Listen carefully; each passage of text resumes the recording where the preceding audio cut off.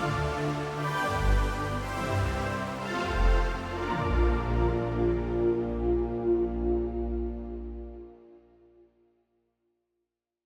everyone. I'm Carl, And I'm Em. and welcome to our podcast discussing all the latest books.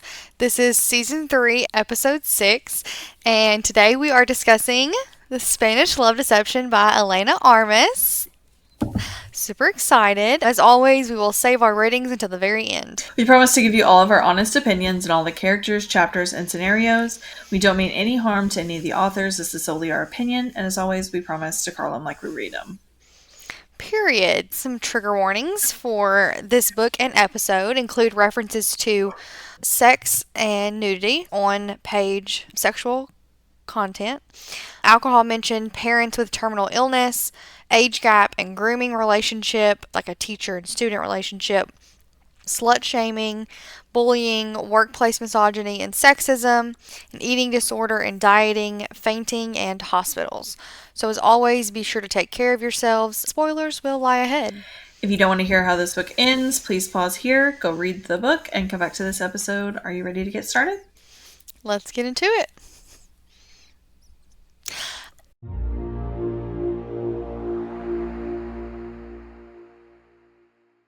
Yeah, so to recap our last episode, Lena and Aaron have decided to enter a mutual agreement to have him pretend to be her boyfriend on a visit to Spain to attend her sister's wedding.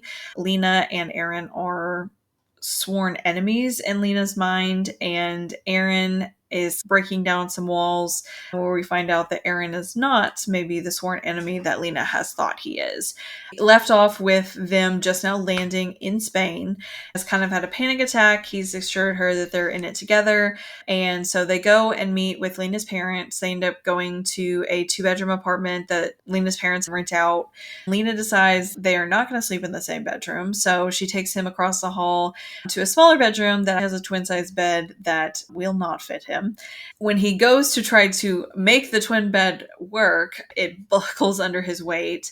As he's on the ground trying to get up, her cousin shows up and announces that she's staying there with them, but forces them to go into the one bed situation. Which we all love. Yes. I'll say though, I think it would have been cute if they did one night separate and then like he broke the bed when they came home that night, the first night or something, and then it forced him to sleep with her that in the same bed from there forward, as opposed to like from the get-go breaking the bed and the cousin being there. I kind of wish the cousin hadn't been there. I don't feel like it added to it, and I feel like we could have gotten away with more if the cousin wasn't there. Agreed. I think there would have been them getting up in the middle of the night, half naked or something, going to the kitchen to get some water. Yes, I could 1,000% seen that. Yeah, and like he just like hears it and he goes out to check to see what the noise is, or like she decided to make a midnight snack, cook something, and he smells something because she set it on fire and he goes to check. Just like that, I think would have honestly like kind of forced them together a little bit better than the one bed situation, because I don't really feel like we got anything out of the one bed like we normally do. Like I feel like usually it's like they're asleep or like falling asleep and they end up in each other's arms, but it really wasn't even like the one bed forced them together. So I don't No, the one bed just gave us that made sense when they did it. That's literally it. Yes, and I think that it was almost like we were supposed to like hate her, but at the same time like she really didn't do anything to make us hate her. It was weird. And then I just kind of awkward the fact that she was like, oh, the walls are really thin, and when they were doing stuff your cousin's hearing you down the hall. That's my biggest fear. Yeah, it was just real awkward, and I don't feel like that was necessary. Honestly, I think it would have been even better if it was like her than her grandma who like couldn't hear and took off her hearing aids at night or something. Like I just feel like there could have been something. Grandma would have been putting her ear to the door when she was acting in this book. But I agree, it was weird. I think that it could have been done much, much better. And that also like they're like the reason why he couldn't sleep on the floor is because they're afraid the cousin would bust in the room. Like, first of all, cousin needs to learn boundaries. Second of all, like, doesn't the door lock? Exactly. I'm pretty sure the door locks. Who are y'all fooling? Yeah, and Nobody. not only that, but again, Also, aren't we adults? I don't like this whole idea of two boundary respecting, trusting adults cannot sleep in the same bed together without somehow ending up yeah, having sex. yeah. You're an adult. You're fully in control of what you do. Either you want to do it or you don't. And if you don't trust that he won't try it when you don't want to try it, then you shouldn't sleep in bed with him. But when we're setting this scene up, you obviously do trust him. So like it just gets like a kind of a gray area that feels kind of icky sometimes with the way it's written. Not necessarily this one wasn't done bad, but sometimes it can be like you don't trust him. In this sense, if that was the case, you traveled to another country with this man. If you didn't trust him, why did you get on a plane with him? He's clearly been very, very respectful. So why can't you both share the bed? Yeah.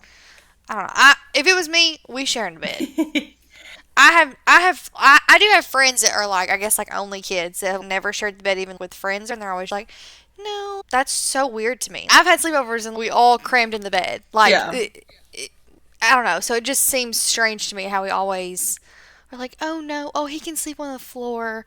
Well, it's a bed. Yeah. Calm down. I get like if it was a twin and you have to be laying on top of each other in order to even sleep. Like that's a little bit different, but it clearly wasn't a twin in this Hmm. scenario. So I don't know. But we love a one bed trope. But I feel like it really hits with enemies to lovers. Hmm. If they had to share a bed in New York before we got to Spain, it would have hit better. Like maybe their plane got delayed and they had to share a hotel room and there was only one bed or, something like that. Yeah. But like enemies to lover, it hits because we know they don't trust each other. They're like trying to kill each other or something.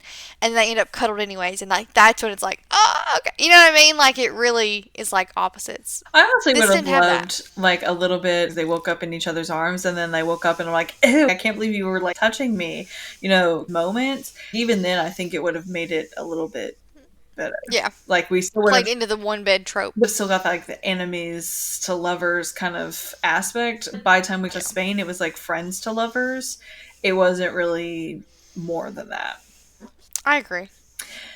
I really enjoy the fact that they were apparently getting joint bachelorette activities, and Lena accidentally tells Aaron that he's the closest thing to a freaking god. I think we should do that for your bachelorette party. But hear me out. Not like play soccer, but different activities that we would actually enjoy. Friends are nerds, so they're probably going to have a video game day. That is the lamest thing I have ever I want to heard do a in my book day where entire we just like, or book weekend where we do bookish things. We're still going to the bar at some point I don't drink, so why would we go to a bar? to listen to music Like a karaoke and for bar? everybody else to have a drink. Yeah, a karaoke bar. We could do that. We can't literally all five of us just sit in a cabin all weekend and read. Oh no, We don't. We're not the same kind of people. I'm talking about doing like bookish things, like going to like bookstores or museums. I haven't looked into it because I don't plan on doing it anytime soon, or if at all. We'd have to have an itinerary because I feel like we're all so different. You'll have to pick activities, and this is what we're doing because you want to do it, and I thought that's the bottom line. about maybe like the bedazzling a book thing, be like a good fun activity. Yeah, and I'd bedazzle like Den of Vipers, and this poor girl would be traumatized over here knowing. I've liked is like maybe even go to New York and watch like some Broadway shows, and then visit some bookstores and things like that. But I know that would be really expensive. I don't think that would be something that we'd be able to do. I'm down. If you give me at least a 6 month notice that this is what we're going to do, I can do whatever you want. You and I can go to Broadway. To the joint bachelorette, Aaron obviously joins the men's team, joins the females team, and as they're working through different tasks and things, Lena's former level Danielle shows up and he comes over to greet Lena and Aaron gets a little possessive of sorts over Lena. And we end up finding out that Danielle is actually a 40-year-old college professor, that he was Lena's professor at some point. Before they started Yes. doing anything. And his new fiance, I guess, is a professor, but will however, missed the wedding due to a work conflict, which I don't know how you, as a professor, you have a work conflict that comes up last minute, but that's a different story. Competition is a soccer game, which apparently Lena is really good at. However, Erin is not. But I really enjoyed as they get started on the game. Aaron takes shirt, and Lena is just speechless by this. And he calls as he's walking away and said, "Remember, all's fair in love and war, bolito," which stands for cookie or a sweet bun, which is the nickname that she said would not be happening. So, So funny. I thought that was fun, like something different. We get strip clubs and stuff always in the book or whatever, but I just thought it was fun and different to do activities. It gave us more of the characters too, like finding out more about Aaron and Lena and their history and past that they haven't shared with each other yet. In a fun way of sharing it other than just having a conversation about it. yeah. To end it with him scoring the winning goal with her over his shoulder, that was adorable. And I did really like that, especially whenever like her whole family is like pulling out phones to like record the whole situation. She also ends up pinching his butt too, and he is just like completely took off guard by this. Lena's still kind of convinced that this is an act, which I'm going to be honest, that's kind of the part of the trope that I don't like. Whenever it's just like, is this real? Is this not real? Like the whole time, I'm just like, okay, just hey, real, let me do this. Hey, this is fake, let me do this. Like, I don't want to, like, I know it's real, so stop you questioning it. I think if you were in the scenario, though, you wouldn't know. Like, and I mean, the reality is nobody's going to stop and say, this is fake, this is real, oh, this 100%. is fake, this is real. I just, as a reader, I get frustrated because I know that it's real. Just stop questioning it. But at that point, she still did not know it was real. True. When he makes the comment about, when I kiss you for the first time, you'll know there's nothing fake about it. That's very obvious, meaning that he is into her. If she's still questioning, is this real? It does get on my nerves too. I agree. I do agree. I still knew it was But he was just so hot. I love Aaron. He's so clear in his intentions, and I feel like that's rare in anybody nowadays, first of all. At a certain point in the book, it's not really clear the whole time. You just get like a nice guy act at the beginning. It's not, I'm in love with you completely. Baby, he literally came into her office and said, you were concerned about struggling with this project. Let me give you a handbook to show you exactly how to do this project to make it successful with your name on it, simply because I'm so in love with you. I just can't stand the thought of you stressing about this. That's not a nice guy. No, a nice guy would say, you got this, bud. He was in love with her, and that was why he was doing it. He didn't say it, but we know it. Now, he was obsessed with her already. Now we know it, but at the time, he kept homemade granola bars in his bag for when she needed a snack. That right there is like, the love of my life better carry around snacks for me, because that speaks to my soul. Qualification right there. Literally. I need my man to carry it for me. No. If you don't have snacks on hand, you're not going to like me. But there's so many gas stations around, you can get a snack at this point. No.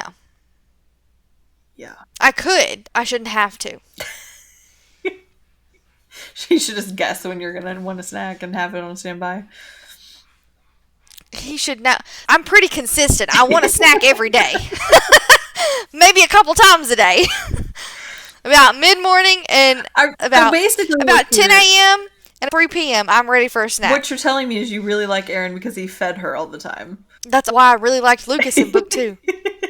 Yes, I love a man. Yes, 1,000%. Top qualification right there. That's just one thing I would have to do for myself. Like, just a little way you could take care of me that would speak volumes for me. Absolutely. 1,000%. He also did other things to take care of her, though. And, like, he knew her. He knew she would like that taco truck. And when she was like, oh, I'll have 3 or 4, he was like, nah, I'm going to get her 5. Because he knew she would enjoy it and she would like to eat. We love a man that supports a healthy eating habit. I don't know. That's just me. But, and then, like, I mean, he did other things, too. Like, he carried her bag at the airport. Even though we gave her shit about it being heavy, he was like, still gonna carry it. He doesn't have to carry it. And then with her family, he learned Spanish so he could communicate with her family. He learned all about them so he could impress all of them to make her happy, so it would take a load off of her. He was going to sleep on the floor if he had to. Every little thing he could do, he did. When they got back and that whole thing happened, he was going to defend her, and the first thing he does is go to HR and say, let me be very clear, that is my woman.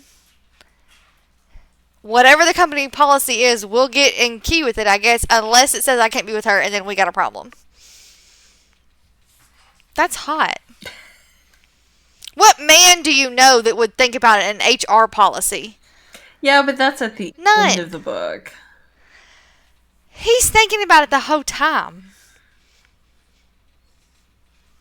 He was all planned out. When she was ready to say, we can't do this because you're my future boss, he was like, no. We're going to do this. We're going to make this work. It's you and me together. That's what I need. I need somebody that's got my back. Because I got everybody else's. Well, I love Aaron Blackford. I did. He got money, so that don't hurt nothing. What's the girl of Love is... No, not Love is Blind. Love on the Spectrum? The girl that wants the millionaire? Yeah, Danny. That's me. I really like whenever they ask him how they met, and he goes into this whole story about the first day of work, how she had brought him a gift, and he was trying to keep distance from her because he knew that it was possibly going to go down a trail of a relationship. Because she was distracting. From the moment he met her, he could not focus on anything but her. He knows all these little details about her. And he states that but what he said had ended up insulting her, and he states that he regretted it instantly, and kind of the entire group, and Isabel, me included. Yeah, Isabel was like, you have no idea how happy this makes me. It's the best wedding gift I could ever get. Honestly, was a little dramatic for me, but I mean, I guess whenever they thought that she wasn't going to date anybody ever, I could get where that's like a relief. She just ran away from home, and they've never been to America, and she's not been home since. They hadn't seen her in years. Yeah. To think about your little girl or your little sister across the country all by herself, I think that would be pretty terrifying. To know she's got somebody with her over there, I think would be tremendous relief, probably. Yeah. The other thing was whenever they go to the nightclub, and they get the tension. Yeah, they get pretty tensious with each other. She ends up running outside to get some air just because she's overwhelmed with lust. She asks him why he quit football. And so he describes that, he kind of became this perfect football player for his dad, who was his coach. He finished his college career about a year after his mother had passed. Him and his father really just honestly absorbed the relationship into football, and that was all the relationship had become. And he's just stated that, he became happy playing football, which whenever Lena does ask him if he's happy now, he says that he's not, but he's working towards his happiness. Which should be a little bit of a red flag, but it's not. So when they do end up back by, and so Ed, they have a little bit of a sneak kind of kiss situation, I guess you can say. They have some tension that's built up. I give her a pass. There was that high tension. Like, why would you sit there and be going to bed about that? I'm drunk. I'm out. The moment I lay down on that bed, I'm gone. She claims she wasn't that drunk, though. We always think we're not that drunk. Till we're falling over down the stairs and realizing, oh, maybe I was. But Lee does end up waking up the next morning in Aaron's arms, and she sneaks into the kitchen where she ends up accidentally running into her cousin. Kind of like an awkward kind of moment. And she is sitting there drinking her coffee whenever Aaron comes out of the bedroom, and her cousin's kind of questioning him and his intentions. And her basically entire female members of her family show up, and They end up asking what his intentions are, and if he intends to marry her and have children. And he does respond he has to get married and have children and many dogs. And Lena said they will not get many dogs, so they don't have to raise many children. He wins them all over. He also puts his lap and has her sitting on his lap the entire time because he wants to talk to her about the almost kiss. And That's hot too. A man that doesn't want to pretend it just didn't happen. yeah, I did enjoy that he did want to address it head on because she was really like, I'm gonna run for the hills, leave you with the females out of here. And he's like, Yeah. absolutely not. As she's squirming around in his lap, he's gone on top of that. So like super hot moment. Hmm. The next do end up at a banquet for the wedding party. In this banquet, somehow the conversation ends up back on Lena and Aaron's relationship. And they all talk hard Lena's life had been whenever the relationship had ended with Danielle. He's sitting right there. Yes, yes. It's not awkward at all. They say he's like just sitting there watching his phone, which honestly made me hate him. Like, you can't even address the fact that you ruined this girl's life head on, but whatever. No, because he's a coward. But to the restroom, and Danielle ends up following her, and he does apologize for the way the relationship ended, but I just kind of feel like it was Fake. or a little too late. And he talks about how he doesn't think that she's like completely happy, and now he thinks of her like a younger sister, which honestly is super offensive. Like, you had a relationship with this chick, you can't think of her as a younger sister. You slept with her. Yeah, You cannot think of her as a younger sister. That's absolutely disgusting. not. I will say she finally said something in that scene though. Yes, she did. That was really the only time she said something, but he does make some patronizing remarks, and she stands up and voices herself. And then her grandma comes over and, saves her and leads her back to the table. But she does say Grandma's that cute. Erin looks like a lost puppy without her, constantly looking for her and everything. So when she's back to the Love it, Erin. table, Erin does reach for her arm or her hand and like squeezes her hand. It's almost like reassuring, like, is everything okay? You good? Kind of subtle conversation.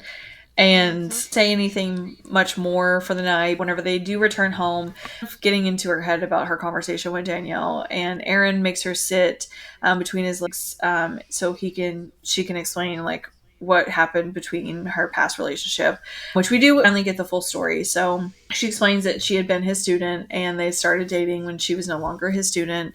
But of course, rumors started circulating that she had gotten good grades because she had slept with him. She sort of cut off a lot of her relationships, deleted her social medias, and just kind of decided to leave when they broke up and go to America. Can I add though, and I'm not saying that it's right. It's absolutely wrong. But did she really think that when the school found out they weren't going to start those rumors? I mean, just a female, and you get any kind of situation like that, they're gonna think that you've slept your way to the top or you slept your way to get That's X, their Y, and Z. favorite line. Yeah. They I mean, I literally get that just said all that the about time. Kamala Harris running for president. I've gotten that in the past, like, because I'm a woman in automotive field, like, you must have slept your way to the top to get there. No. I love how they really think like we really could sleep our way to the top. If we really could sleep our way to the top, we'd all be at the top. Yeah. Because men are simple creatures.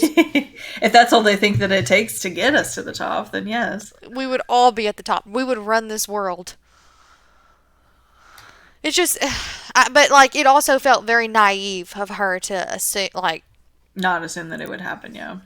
yeah, or not even have that concern before getting into the relationship. You know, I mean, to be honest, as women, that's just kind of at this point an par for expectation. the Yeah. course. Yeah, yeah, Anytime we're successful, that's always something that gets thrown out there no matter what. yeah. But also, if she actually wasn't his student and there was no review by the school or something like that, then who cares what these other students are saying? Yeah. Check my transcript, baby. It's been good the whole time. Well, and I I did don't really know. like that Aaron's reassuring comment. He says, I know that even if something did break you, because that's life and no one is invincible, you still put the pieces back together and remain the brightest thing I'd ever seen. So in love with this man. Yeah, it was such a reassuring moment. Also, a man that can massage my shoulders. Absolutely. So Lena goes to get ready with her sister, and she's kind of worried about Aaron and how he's going to handle her family without her around. And he's pretty much just like, hey, I'm fine, but your cousin keeps trying to sneak pictures of me. Kind of gets by that. And she does see him during the ceremony, and they travel to the after party together. And the kiss cam that her sister has gotten keeps floating around. And so, Did you find that weird? yes, yes. I don't remember finding it as weird the first time, but when it came back up this time, I was like, a kiss cam at the wedding? Yeah. How are we even doing that? And then What are she we, was a like, sports game? I'm gonna create a montage to keep forever. And I was like, that's not awkward, but okay. Well, and like, what a strange thing.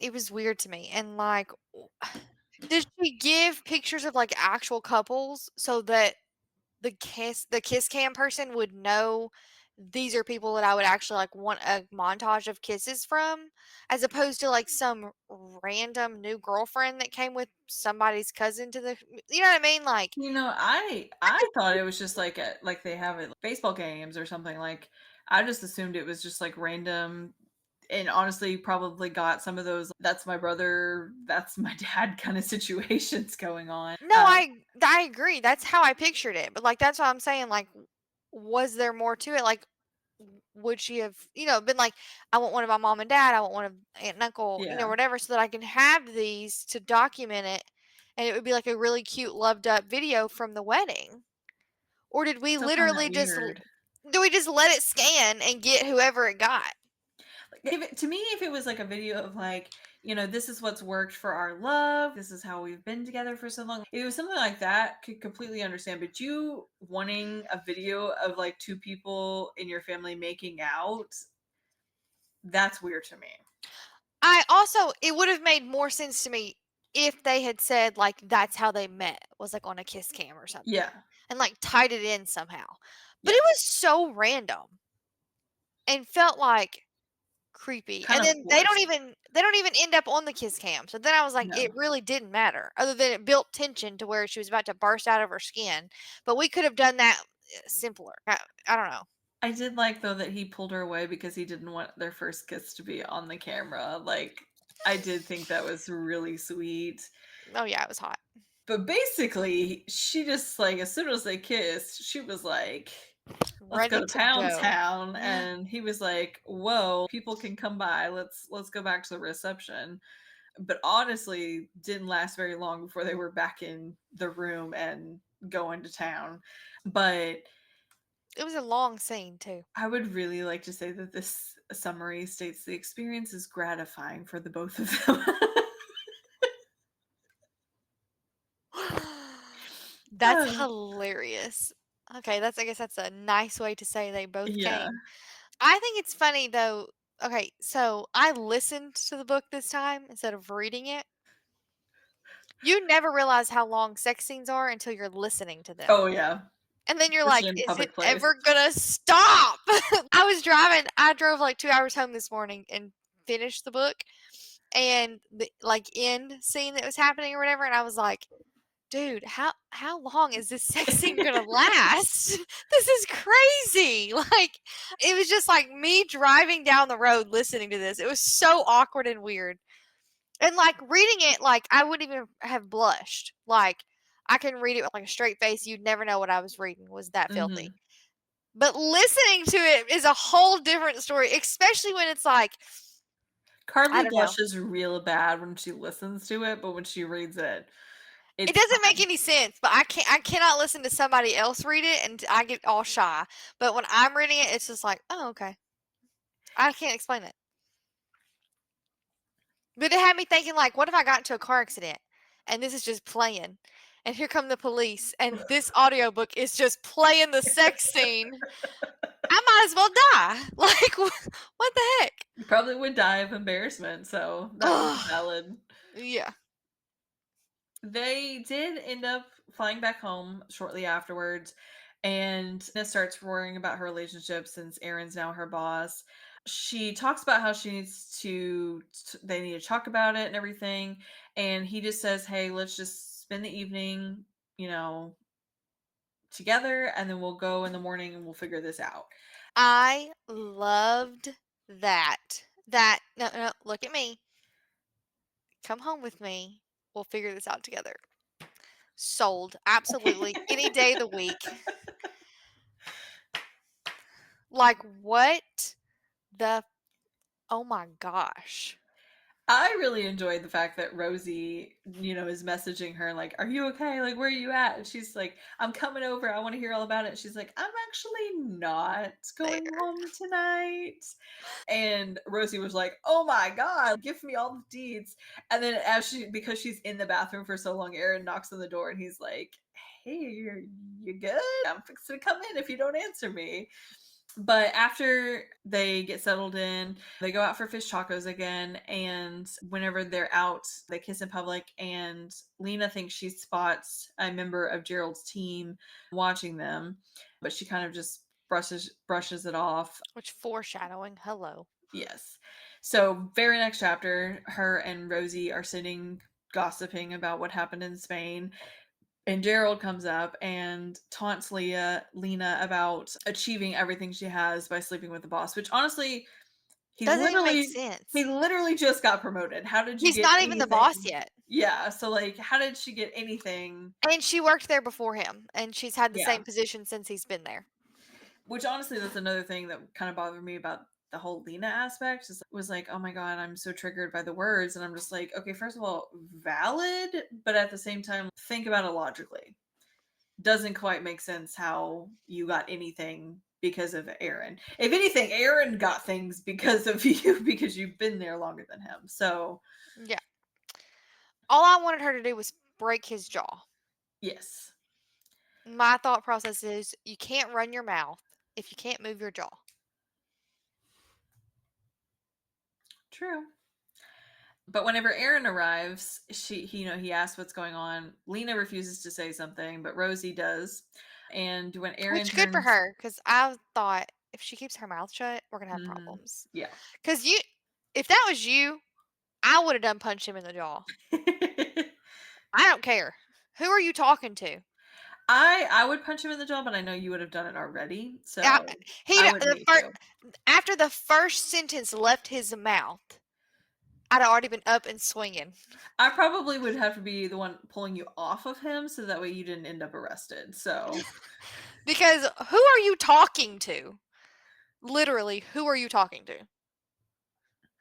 No, no. um, but Aaron basically does ask him, if he wants to lose his job. And Gerald, kind of says, you can't do anything about me. I have golf buddies in upper management or whatever. And Aaron was just like, we'll see about that.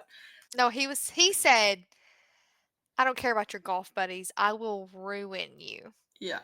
And I was like, you can ruin me. It was so good. I love Aaron. But she does end up running away, and she does express to Aaron, like, whenever he catches up to her, that the entire situation is kind of reminding her of the Danielle situation. And he just says, I get you don't fully trust me still, but like, I'm not going to let him ruin our relationship or our jobs or anything.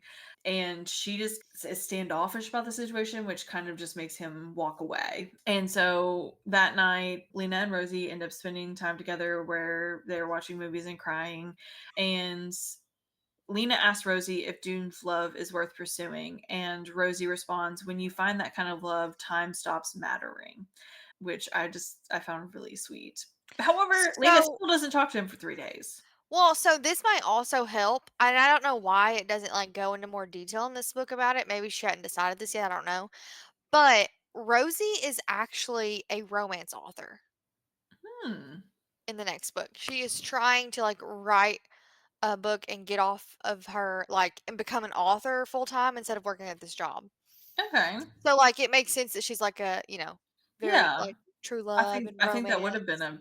a important detail to kind of I include. agree. I agree. Even if Rosie just made the comment like, "Oh my god, I'm going to use this content in my next book," like it's so like swoon worthy or something or another. I don't know. She makes the comment in her book that they are like a romance book or whatever, but I don't know why. I don't know if she just hadn't decided yet maybe what she was going to do for the plot of it. Maybe that's why it wasn't included. But I almost wanted to like rewrite it and add it in there somewhere so that it Yeah, I makes more do feel like that sense. would have been an important detail Yeah. to their friendship for sure. Yeah. But she does not speak to him for 3 days, and Aaron is also missing work, which is very unusual for him. But the head of HR does call Lena down to her office, and she tells Lena that she has the right to file a complaint against Gerald for his remarks. And she actually ends up also stating that several people have actually came to HR to complain about him and also complain about some remarks he's made towards Lena. Which I But love. they stated that Lena was going to have to be the one that officially files the complaint. She tells her to, take her time, that people are supporting her, which honestly, Lena kind of steps back and she's like, wow, this is a different experience than I got the last time for sure. Yeah. Which she does end up asking while Aaron is absent. And up to this point, Sharon's not been a friend. Sharon's not been talked about. So the fact that she breaks kind of some violations in HR and discloses that Aaron's father's dying. I just glossed over that. Yeah, I did too because I mean that a huge no, but Aaron who? yeah. But she ends up finding out that he's there, so Lena flies to Seattle to be with him. And I also really loved the fact that she drives to several different hospitals to try to find him. Yes. And she ends up finding Aaron in the waiting room, and he's kind of like doesn't believe she's there because he hasn't slept in several days. It was But so cute. He was like, "Are you real? Are you really here?" yeah, and then Aw. they like hug and kiss and everything, and she's just like, "Oh my gosh, I'm so sorry for like leaving you. If I knew you were going through this, I would never would have left you." And I absolutely swooned whenever they tell him that his father's awake, and whenever they walk in to the room, he says, "Is this her?" Which he'd been unconscious, and Aaron didn't know that his father had heard him whenever he was describing everything with Lena. And he was like, "Is this your Thea?" Which is Aaron's mother. And he ends up telling Aaron to hold on to her. I found that such a swoon-worthy moment. Loved it. But that kind of reconciles their story. We end up getting to where they're all going on a family vacation. Her family is flying in from Spain. His dad's coming to this rental house, and they're now spending time together and prepping for this Christmas trip, or not Christmas trip, but I think it's a summer trip or something, vacation. But we ended up finding out that Gerald was fired for sexual misconduct, and Rosie is actually promoted into his position. And We love that he gets fired and a woman gets promoted in his position. yes, That's what you get. Aaron has been promoted, and they actually made a trip back to Spain to actually explain what happened with their relationship to Lena's family, which honestly I would have just kept it a secret. I would have never like Well, solidified what I happened. I think it's kind of hot that he wants to fess up and take accountability. I mean, yes, but at the same He time, pretty like, much said, but here's the thing, he pretty much said, "I was so in love with your daughter that I let her use me as a fake boyfriend just to get close to her." Which sounds creepy with the way I just said that. But no, so hot. yeah, but at the same time, like, You can't want like more for your kid though to be loved like that. Like, you know, you I would disagree? I would have kept it a secret. I mean, there's no point for them knowing, really. What's it going to change? But the fact that they started off their entire relationship with you was a lie. Well, what if they continue forward at this point and don't tell and then like years down the road it comes out and like it impacts something. Really sad that you don't get Lucas in this book. I didn't remember that being that way. Yeah, it's just really Rosie talking about Lucas, to be honest. Mhm. I don't know that I would have told either. But I mean, accountability is hot.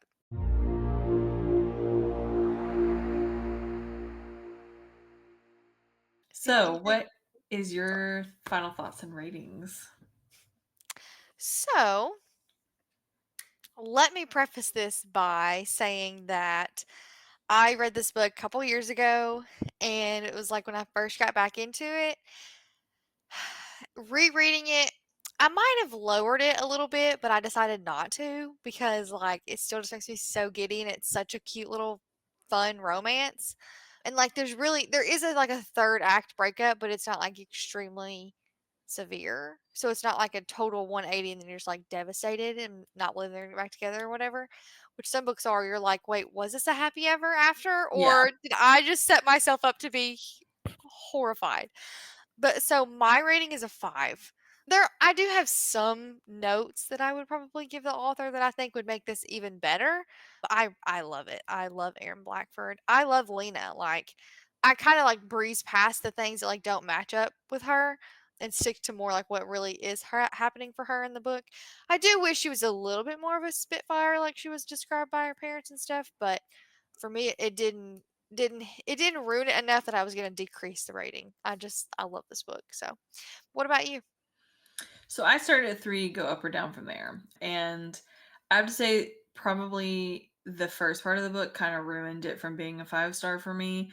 I could not breeze past the fact that, like, she was a totally different person than what her kind of description was at the end, because I really do feel like that could have made me connect a lot more with her if she was that the same consistently across the board. So I did take off like 0.25 for that. And I mean, overall, though, I would still say it's probably about a 4.5 to 4.75. I mean, I would say it's probably, I would feel comfortable saying like 4.6.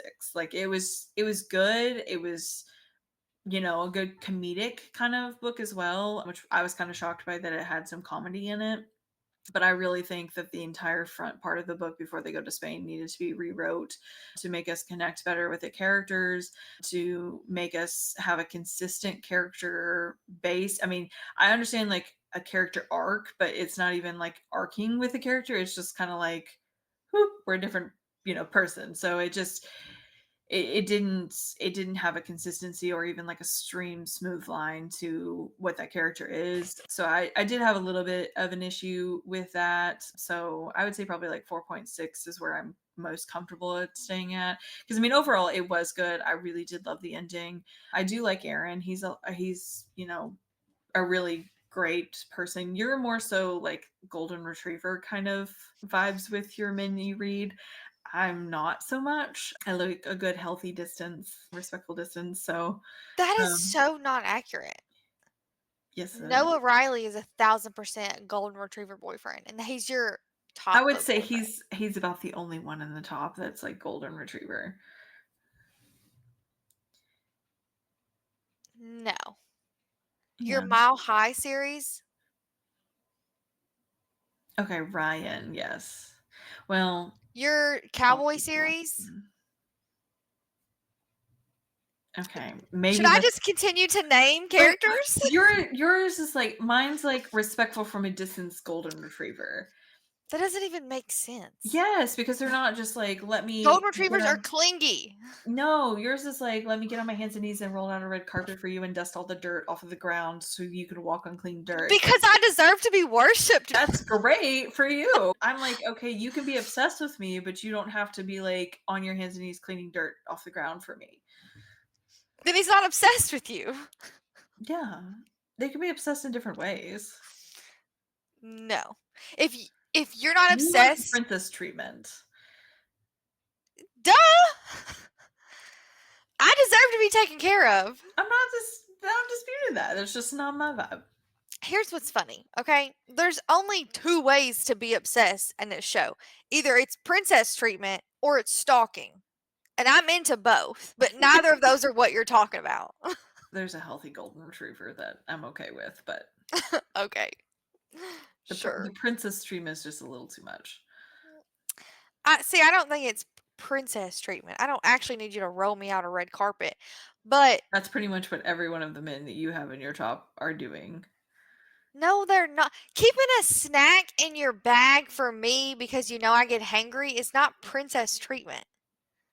printing out documents because they know you like to highlight them, carrying your bag for you. That's knowing me. That's taking a burden off of me. That's hot. Hmm. Tomato, tomato. Going to work and earning an income so that you can afford our bills so that I'm not stressed about it is hot. That's not princess treatment. That's like Tomato. the bare minimum. Hmm. Tomato, tomato. Okay, whatever. Anyways, that's fine. If you think it's princess treatment, maybe that's what I like. I wouldn't know in the first place. But in fictional men, maybe that's what I like. So if you liked this episode or any of our other episodes, please continue to follow along and listen to our podcast episodes. Our regular episodes will still be 2 books per month, and we will split them up into 2 parts for each book, and it'll come out every single Friday now. If we have a bonus episode, it'll be the 5th Friday of the month or just a random date if there's not a 5th Friday.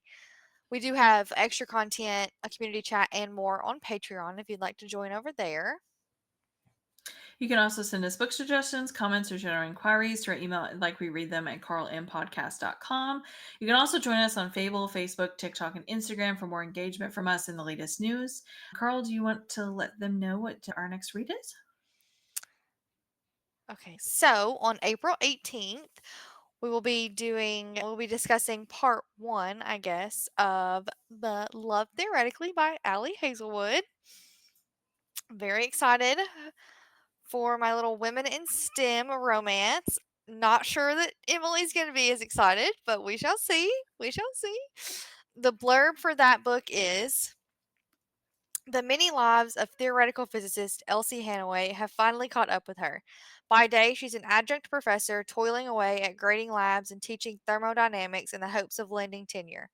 By other day, Elsie makes up for her non existent paycheck by offering her services as a fake girlfriend, tapping into her expertly honed people pleasing skills to embody whichever version of herself the client needs. Honestly, it's a pretty sweet gig until her carefully constructed Elsieverse comes crashing down. Because Jack Smith, the annoyingly attractive and arrogant older brother of her favorite client, turns out to be the cold hearted experimental physicist who ruined her mentor's career and undermined the reputation of theorists everywhere. And he's the same Jack Smith who rules over the physics department at MIT, standing right between Elsie and her dream job. Elsie is prepared for an all out war of scholarly sabotage, but those long, penetrating looks, not having to be anything other than her true self when she's with him, will falling into an experimentalist orbit finally tempt her to put her most guarded theories on love into practice. So, we appreciate you tuning into this episode. We hope you tune in next week and listen for that episode. We can't wait to hear your thoughts, and you should join us over on Fable to discuss as we read each book. And as always, we promise to crawl them like we read them.